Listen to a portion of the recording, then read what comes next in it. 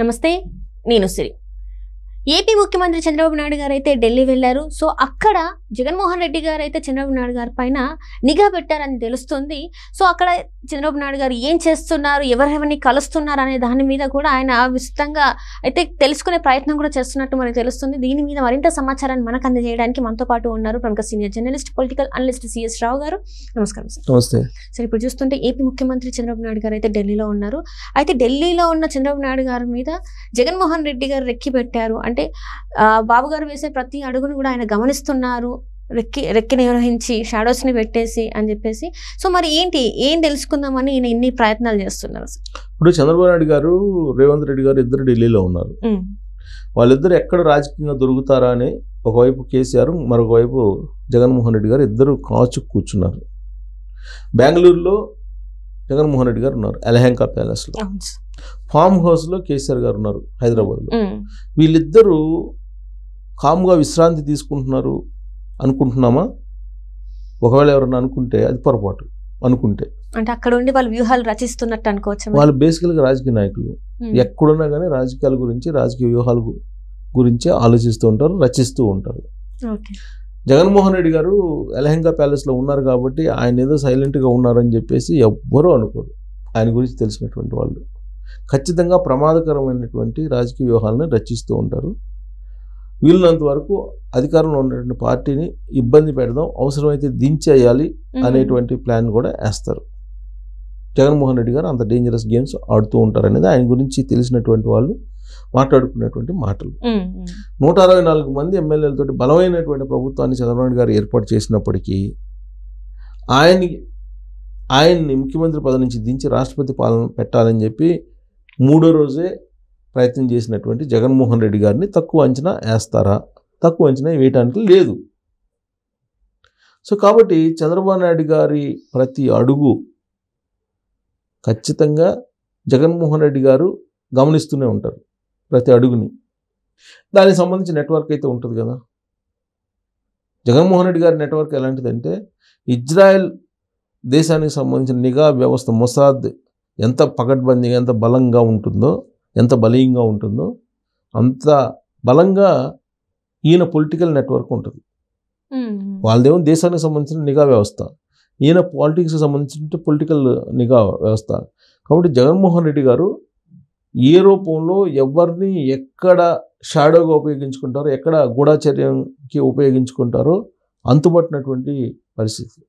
అంత dangerous politics, అంత dangerous steps వేస్తూ ఉంటారు జగన్మోహన్ రెడ్డి గారు అనేది ఆయన గురించి తెలిసినటువంటి వాళ్ళు, ఆ పార్టీలో ఉండేటువంటి వాళ్ళు చాలామంది చెప్తూ ఉంటారు. తెలుగుదేశం పార్టీ వాళ్ళు కూడా బాగా తెలుసు. పరిటాల రవి మర్డర్ కేసు జరిగినప్పుడే ఎంత డేంజరు స్టెప్స్ వేశారు జగన్మోహన్ రెడ్డి గారు అనేది తెలుగుదేశం పార్టీ వాళ్ళు అప్పుడు చెప్పుకునేవాళ్ళు. అసెంబ్లీలో కూడా చర్చ జరిగింది. జగన్మోహన్ రెడ్డి గారే పరిటాల రవిని హత్య వెనుక ఉన్నాడనే దాని మీద పెద్ద డిబేట్ నడిచింది అప్పుడు రాజశేఖర రెడ్డి గారికను చంద్రబాబు నాయుడు గారికి. సరే, ఆయన చంపారని చెప్పి మనం అంటలేదు కానీ బట్ ఆరోపణలు అయితే వచ్చినాయి అప్పుడు. సో అంత డేంజరస్ స్టెప్ చేసేటువంటి జగన్మోహన్ రెడ్డి గారు ప్రత్యర్థి రాజకీయ పార్టీలకు సంబంధించినటువంటి వాళ్ళని వెంటాడుతూ ఉంటాడు రాజకీయ వ్యూహాలతోటి. సో ఇప్పుడు చంద్రబాబు నాయుడు గారు ఢిల్లీ వెళ్ళారంటే ఆయన ఎవరిని కలుస్తున్నారు, ఎవరెవరితో ఏం మాట్లాడుతున్నారు, ఆయన ఎలాంటి ప్రపోజల్స్ ఇచ్చారు, ఇవన్నీ ఖచ్చితంగా ఆయన అబ్జర్వ్ చేస్తారు. దానికోసం అక్కడ ఒక పెద్ద ప్రత్యేకమైనటువంటి టీమును పెట్టుకున్నారు. ఆ ప్రత్యేకమైన టీము ఎప్పటి నుంచో ఉంటూ ఉంది. ఢిల్లీ తోటి లాబింగ్ నడుపుతూ ఉన్నారు. బలమైనటువంటి లాబింగ్, మామూలు లాబింగ్ కాదు, బలమైనటువంటి లాబింగ్ని జగన్మోహన్ రెడ్డి గారు నడుపుతున్నారని చెప్పి మనం చెప్పడానికి ఎలాంటి సందేహం అవసరం లేదు. ఆయనకు ఉండేటువంటి నెట్వర్క్లో కాంగ్రెస్ పార్టీలో ఉండేటువంటి వాళ్ళు ఉన్నారు, బీజేపీలో ఉన్నటువంటి వాళ్ళు ఉన్నారు. ఇప్పుడు మనం బీజేపీని కానీ తీసుకుంటే, బీజేపీలో ఆంధ్రప్రదేశ్లో కీలకంగా ఉండేటువంటి లీడర్లు అసలు రెస్పాండే కావట్లేదు. లడ్డూకి సంబంధించినటువంటి అంశం మీద, నీ కల్తీకి సంబంధించిన అంశం మీద వ్యక్తుల పేర్లు ప్రముఖంగా చెప్పుకోవచ్చు మనం. ఆంధ్రప్రదేశ్ బీజేపీ మాజీ అధ్యక్షుడు సోమవీర్రాజు, జీవీఎల్, విష్ణువర్ధన్ రెడ్డి, సో ఇలాంటి వాళ్ళందరూ కూడా మరి ఈ ఇష్యూలు వచ్చినప్పుడు ఎందుకు రెస్పాండ్ కావట్లేదు? దాని కారణం ఏంటి అంటే ఇక్కడ జగన్మోహన్ రెడ్డికి సపోర్ట్ చేస్తున్నట్ట మరి అంతే కదా, అంతే అనుకోవాలి కదా. జగన్మోహన్ రెడ్డి గారికి సపోర్ట్ చేయకపోతే అందరూ గగ్గోలు పెడుతుంటే హిందూ సమాజం కల్తీ జరిగింది నెయ్యి అని అసలు కల్తీ జరిగిందా జరగలేదా, లేదంటే విచారణ ఏదన్నా డిమాండ్ చేస్తున్నారా, ఏదో ఒకటి చెప్పాలి కదా వీళ్ళు. మంచో చెడో ఎందుకు సైలెంట్ అంటారు? అంటే జస్ట్ ఆయనకి సపోర్ట్ చేయడానికి ఇది ఒక వీళ్ళు మేము ఉన్నామని ఒక హస్తం ఇస్తున్నట్ట. అంతే. జగన్మోహన్ రెడ్డి గారు ఎప్పుడు కూడా అన్ని పార్టీల్లో స్లీపర్ సెల్స్ని పెట్టుకుంటారు. వీళ్ళు కూడా జగన్మోహన్ రెడ్డి తెలుగుదేశం పార్టీలో కూడా స్లీపర్ సెల్స్ ఉన్నారని చాలా కాలంగా వినిపిస్తుంది కదా. అసలు జగన్మోహన్ రెడ్డి గారికి తెలియకుండా ఒక్క ఫైల్ కూడా మూవ్ కావట్లేదని చెప్పి ఆంధ్రప్రదేశ్లో ఉండేటువంటి తెలుగుదేశం పార్టీ వాళ్ళు చాలామంది గగ్గోలు పెడుతున్నారు కదా. ఎంత స్లీపర్ సెల్స్ లేకపోతే జగన్మోహన్ రెడ్డి గారికి సంబంధించినటువంటి కాంట్రాక్టర్లకి, కడప జిల్లా వాళ్ళకి, పులివెందుల వాళ్ళకి 100 కోట్ల రూపాయలు క్లియరెన్స్ తీసుకుంటాడు చంద్రబాబు గారు గవర్నమెంట్ వచ్చిన తర్వాత. చంద్రబాబు గవర్నమెంట్ వచ్చింది 3 నెలలు అయిపోయిన తర్వాత బిల్స్ క్లియర్ అయినాయి కదా. ఆల్రెడీ జగన్మోహన్ రెడ్డి కన్సర్న్లోనే ఉంది ఏపీ అని అనుకోవచ్చా? కన్సర్న్లో ఉందని చెప్పి మనం చెప్పడానికి కాదు, కానీ ఆయన స్లీపర్ సెల్స్ మాత్రం ఖచ్చితంగా ప్రతి చోట ఉన్నాయి. ఆ స్లీపర్ సెల్స్ ప్రతి ఇన్ఫర్మేషన్ని జగన్మోహన్ రెడ్డి గారికి, జగన్మోహన్ రెడ్డి గారి టీంకి అందజేస్తూ ఉంటాయి. వాళ్ళ పనే అది.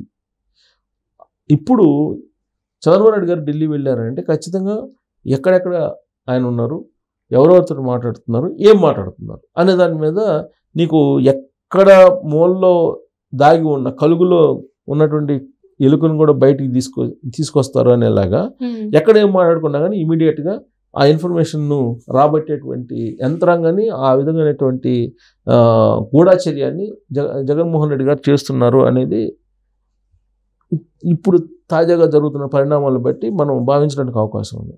ఎలహంగా పాలెస్లో ఉన్నటువంటి ఆయనకి నెట్వర్క్ అక్కడి నుంచి నీకు ఢిల్లీ వరకు బలమైన నెట్వర్క్ ఉంది. ఇంకో మాట చెప్పాలంటే ఎన్ఆర్ఐ లోకేష్ గారు చెప్తున్న దాని ప్రకారం అయితే ఆయనకి 26 కంట్రీస్లో బలమైనటువంటి నెట్వర్క్ ఉంది. 26 కంట్రీస్లో ప్రపంచంలో. సో 26 కంట్రీలో బలమైన నెట్వర్క్ ఉంది అని అంటే ఆయన మామూలు పొలిటీషియన్ కాదు కదా. సో కాబట్టి ఇప్పుడు ఢిల్లీ వెళ్ళినటువంటి చంద్రబాబు నాయుడు గారికి సంబంధించిన ఇన్ఫర్మేషన్ ఈజీగా రాబట్టేటువంటి అవకాశం ఉంది. ఎవరెవరితో ఆయన మాట్లాడారు, ఏం మాట్లాడారు, ఎందుకు వెళ్ళారు, ఏం చేశారు అనేది మీకు చూడండి 2-3 రోజుల్లో మళ్ళీ దానికి సంబంధించినట్టు మొత్తం బయటకు రాకపోతే ఇప్పుడు అడగండి. అసలు 2-3 రోజులు కాదు, ఇవాళే వస్తుంది. చంద్రబాబు నాయుడు గారు ఎవరైనా కలిసారు, అసలు రేవంత్ రెడ్డి గారు చంద్రబాబు నాయుడు గారు కలుసుకున్నారా, రహస్యంగా ఫోన్లు మాట్లాడుకున్నారా అక్కడ, లేదంటే రహస్యంగా కలిసారా, ఇవన్నీ కూడా బయటకు వచ్చేటువంటి ఛాన్సెస్ ఉన్నాయి. ఎందుకంటే ఒకవేళ అవి జరిగితే, అవి కొన్ని జరగకపోయినా కానీ జరిగినట్టు గాసిప్స్ క్రియేట్ చేస్తారు. అది మైండ్ గేమ్లో భాగం. వైఎస్ఆర్ కాంగ్రెస్ పార్టీకి వెనతో పెట్టినటువంటి విద్యార్థి ఏది గాసిప్స్ క్రియేట్ చేయటం, ప్రజల్లోకి పంపించడం అనేది. ఇప్పుడు లోకేష్ గారు ఢిల్లీకి సంబంధించినటువంటి ఏదన్నా అక్కడ పోయినప్పుడు కూడా వీళ్ళు నిఘా పెడుతుంటారు. సో ఇప్పుడు రాబోయేటువంటి రోజుల్లో ఒకవేళ ఇప్పుడు రేవంత్ రెడ్డి అలాగే చంద్రబాబు గారు ఇద్దరు ఢిల్లీలో ఉన్నారు. వాళ్ళిద్దరూ కలిసినా కలవకపోయినా కలిసినట్టే వీళ్ళు రూమర్స్ క్రియేట్ చేస్తారు. రూమర్స్ క్రియేట్ చేసి సెంటిమెంట్ని రేకెత్తించే ప్రయత్నం చేస్తారు. దానికి కారణం ఏంటంటే కల్లగొండ ఫ్యామిలీ ఉంది తోడుగా జగన్మోహన్ రెడ్డి గారికి. ఫామ్ హౌస్లో ఉన్నటువంటి కేసీఆర్ గారు ఖచ్చితంగా ఇలాంటి ప్రచారాన్ని ప్రజల్లోకి తీసుకెళ్లాలని చెప్పి అనుకుంటారు. దానికి సహకారం ఎవరు అందిస్తారంటే జగన్మోహన్ రెడ్డి గారు అందిస్తారు. జగన్మోహన్ రెడ్డి గారి మీడియా, జగన్మోహన్ రెడ్డి గారు అందిస్తారు. సో కాబట్టి ఒకవైపు ఏమో కల్లగొండ ఫ్యామిలీ కేసీఆర్ గారు, ఇంకోవైపు ఏమో జగన్మోహన్ రెడ్డి గారు, వీళ్ళిద్దరు కలిసి ఖచ్చితంగా చంద్రబాబు గారి మీద ఒక రిక్కీ పెడతారు. ఆ తర్వాత వాచ్ డాగ్స్ లాగా అక్కడ వాళ్ళు నెట్వర్క్ ఉంటుంది. వాళ్ళ నెట్వర్క్, కేసీఆర్ గారి నెట్వర్క్ కూడా పెద్ద అక్కడ ఢిల్లీలో ప్రతి మూలలో ఏ మూలకి వెళ్ళినా కేసీఆర్ గారికి సంబంధించినటువంటి ఓ పెద్ద నెట్వర్క్ ఉంటుంది. అఫీషియల్స్లో ఉంటుంది, అన్అఫీషియల్స్లో కూడా ఉంటుంది. కాబట్టి ఇన్ఫర్మేషన్ మొత్తం కూడా ఇమీడియట్గా గ్యాదర్ చేసుకునేట్టు అవకాశం ఉంది. సో అటు జగన్మోహన్ రెడ్డి ఇటు కేసీఆర్ గారు ఇద్దరు కలిసి ఖచ్చితంగా ఇద్దరు సీఎంల ఢిల్లీ మీటింగ్ మీద విపరీతమైనటువంటి గాసిప్స్ని క్రియేట్ చేసేటువంటి అవకాశం ఉంది. ఆ గాసిప్స్ని నమ్మాల్సినటువంటి అవసరం లేదు పూర్తిగా. కాకపోతే వాళ్ళు గూఢాచర్యాన్ని మాత్రం పెద్ద ఎత్తున చేస్తున్నారని చెప్పి మాత్రం మనం అనుమానించడానికి అవకాశం ఉంది.